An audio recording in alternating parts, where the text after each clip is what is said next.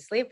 My name is Tippi Felsenstein. You are listening to Tippi Talk today, talking with an author, Jay Hall, who's actually more than an author, but the book that is very intriguing that I think is a mold breaker, and I always love mold breakers, is called Biological Essentialism.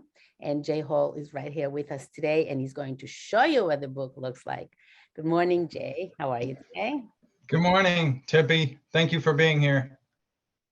There you go. It's called Biological Essentialism. But you basically have two options: that we ultimately transformed from something like an amoeba, or that people have always been people and say dolphins have always been dolphins. That's the viewpoint I'm promoting. So distinct animals are different, and distinct plants are different, and especially humans have a special place. That's kind of an overall thing. And I've heard the term on the internet, and it hasn't been used in terms of the proper academic sense. So I've felt about since 2019 that I need to write an actual book about it.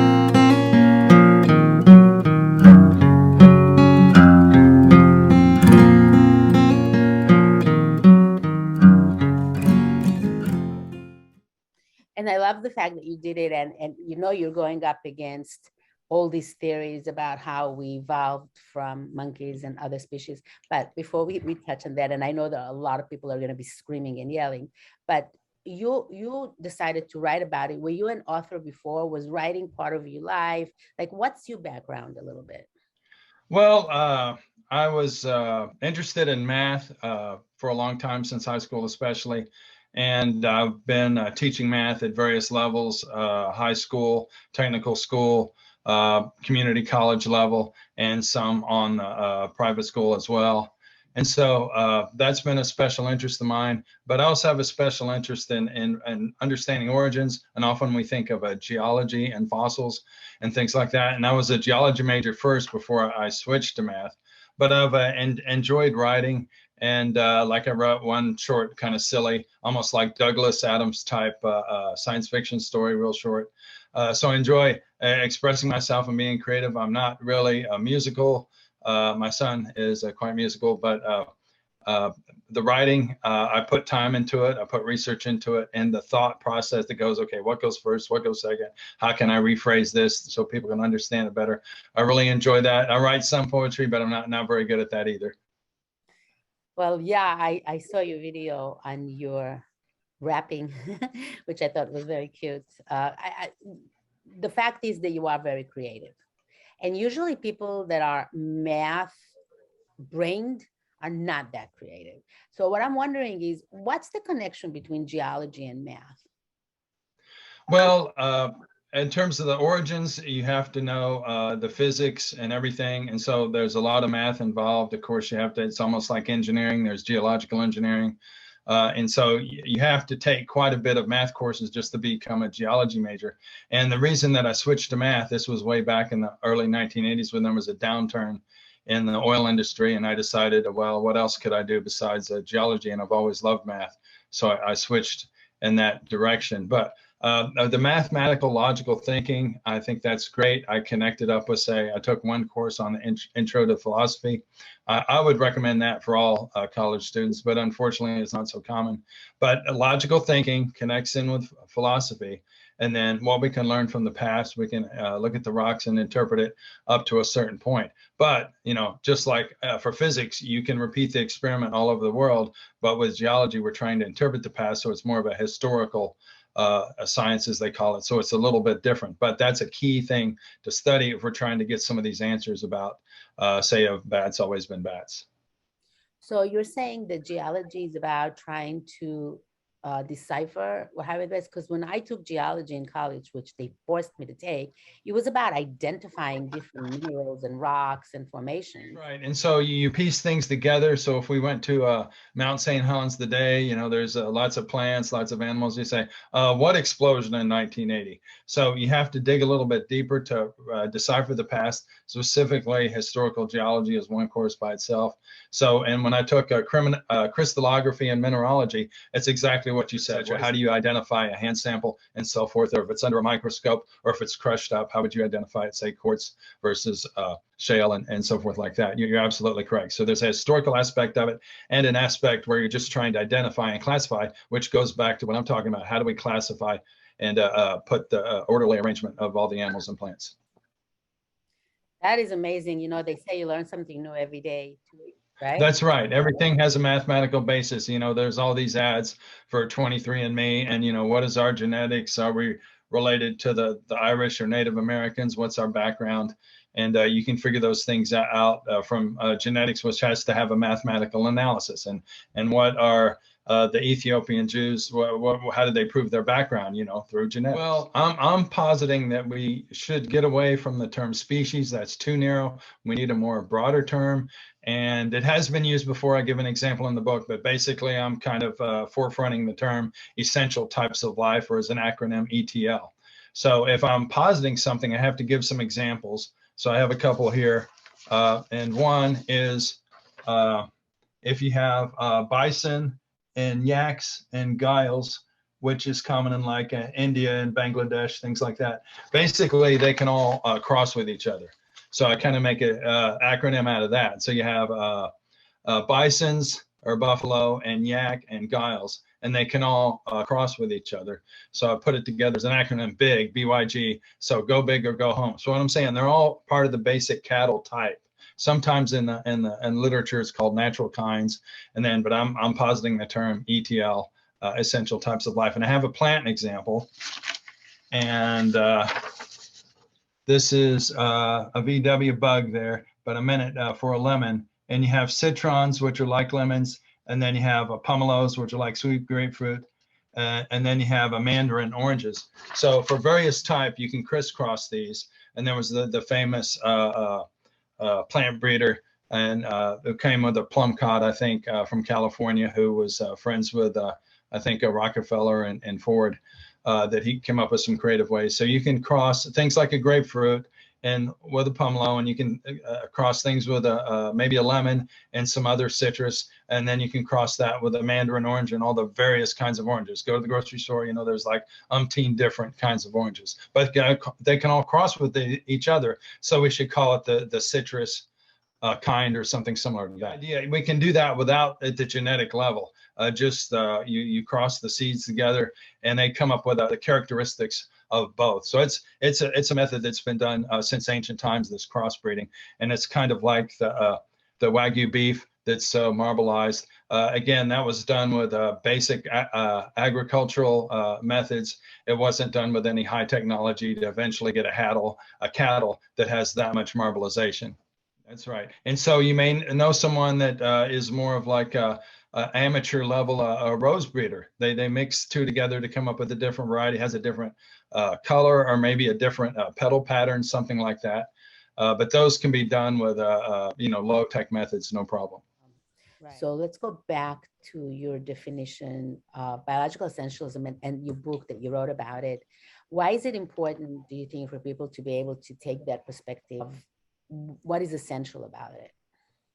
Yeah, well, the key thing is there are key kinds of organisms, and we're not related. Let's say for humans, I don't believe we go back to the apes, that we're distinct. But it puts our perspective that things have an essential nature, and that we can recognize those. And even say a 3-year-old, knows the difference between an elephant and an anteater, even though both of them, kind of have long noses. And so that's the way the world appears to be. And I'm saying that's actually really and even Aristotle was able to figure these things out. So what I'm saying is that if we don't go back to the slime or the primordial soup, it puts our aspect of being humans and given reason that we, even though we do a lot of bad things, that we have some control over our, passions and reason over passion, that kind of a thing, that we have the ability to kind of, be creative and form cities and build libraries. Second chapter of your book, which is the Darwin Limited, the biological status keeps variation in check.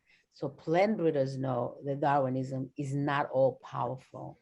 And that happens to be something that is very common and people just accept it. Can you explain what that really means? So kind of my 3 key examples. are horses, hydras, and humans. And so everybody gets the distinction of a horse. And historically, when other people have written about this, and they've used the horse as an example, obviously, as a horse is a distinct kind of animal. Now we go back to the geology. There are, in the geological record, there are some horses with 3 toes. Well, there are some people that have extra digits. There was a baby born not that long ago in San Francisco, 6 fingers on each hand and 6 toes on each foot, and perfectly normal. So there can be variation in the number of toes in humans. Does that mean they're not a human anymore? No. So I lumped these horses that we find in the fossil record together. So in terms of the variation, you might grow sweet potatoes, but there's a limit on the percentage of sugar content that are in those sweet potatoes. Going back to horses, no horse can be at the Kentucky Derby and travel 70 miles an hour. There's a limitation on what we can come up with. A number of people are blessed with a photographic memory. If you remember the child prodigy on the piano, Keith Green, he had a near photographic memory. So, and I've met people that have that. I don't. But the thing is, there's a limitation. So Rain Man, the real Rain Man, I forget his real name, but he had read, I think, maybe 20,000 or 50,000 books and had all that information in his head. That's highly unusual.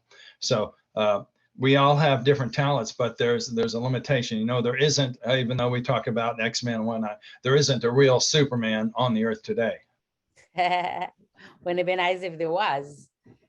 That was really fun. True. So basically what you're saying is, just because some people have different deformities, like 6 fingers instead of 5 or 3 fingers instead of 2, it doesn't make them a different species.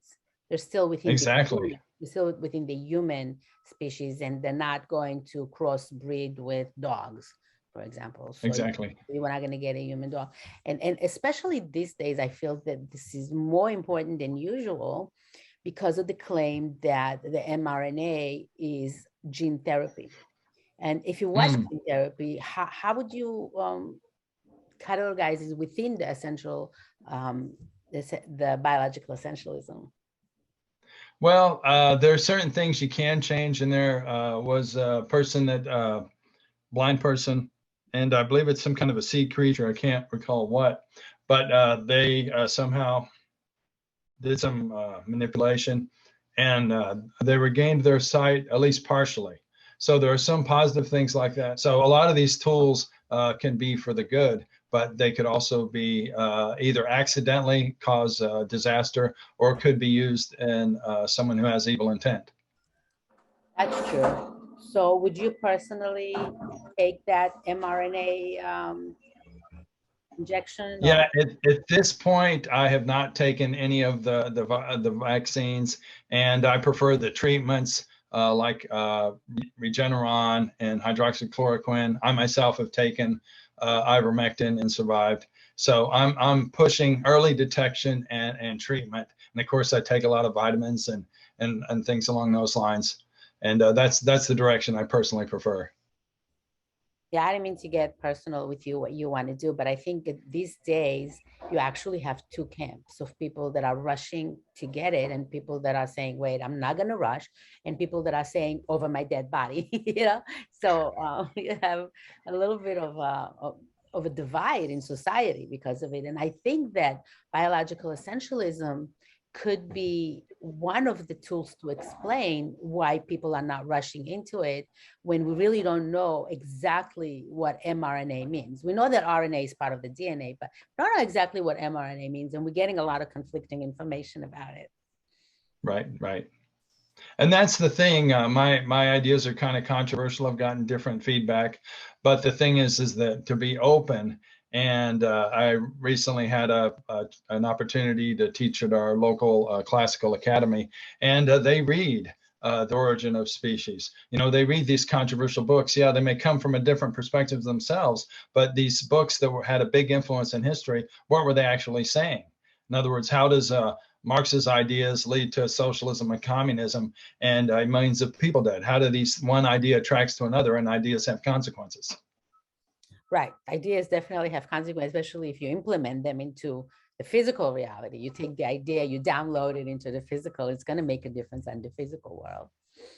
So yeah, so I think this book is controversial only in the sense that it's not going along with the mainstream narrative as Darwinism is the holy truth, the whole truth, and nothing but the truth. Anything else that you say is something wrong with you. That's So right. That's right. um, so the third point that you have in your book is the fact that species do not exist, and we should drop that term completely in the favor of ETL. Why why do you think that, and how does that go back to Genesis? So we have in biology class, we talk about our categories. Phylum is the very, very top thing. There's some differences. I mentioned that there's three kinds that I like to emphasize, the horse, the hydra, and the human. And the one I didn't mention much on was the hydra. So a hydra is like kind of a cup, and then it's got tentacles on the top. That's basically it. And then you think, huh, how does it go to the bathroom? Well, whatever comes in eventually has to come out, and that's just it. That's that organism. So you have, once you go to another basic type, well, there's a mouth and there's an anus, and that's a whole different type. So how did one turn into the other? You know, that's a difficult thing that for evolutionists to explain. So species has gotten so narrow, so there's two little robins around, and one looks almost exactly like the other, but the other one has maybe a slightly different shaped beak or something like that. So let's call it another species. So it gets way, way too specific rather than what is the basic kind. The different kinds of elephants, I would say, can all interbreed, and there's some, and I think Nepal maybe, that they're real hairy and a little bit elongated at the top on the head, and they look very much mammoth-like, not exactly like the mammoth, but mammoth-like. So I would say if we did find a mammoth still alive today, that all those can interbreed. They all fall under the elephant kind. That's what I would say. So and then the dolphin and the killer whale can interbreed, and so a lot of these things are going to be at the higher levels. Stock, it might be comparable to what we're doing today with the gender as opposed to a sex, like a male and a female, instead of having a gender. And by implementing the gender ideology, you can come up with 40, 50, 70 types of genders of humanity. How would you compare that to the species versus the individual category? Well, as there are characteristics for different types of animals, beetles versus, say, the flying reptiles, and we can go on with that, that there's a distinction between men and women, and I would hold to the traditional distinction. I'm sure you remember the book, Men Are from Mars and Women Are from Venus. But there definitely is a difference both psychologically and I would even say essentially. So it almost goes back to a philosophical perspective, that there is not that there are ladies that break the stereotype. I know that's the case. There are lady truck drivers and et cetera, et cetera. But I would hold to the, you can't totally have this gender fluid idea. I think it goes against biology. And if you follow the argument along, it could lead to disaster. There's a lot of scientific evidence for the differences, you know, say like alcohol affects men differently than women, or also certain medicines.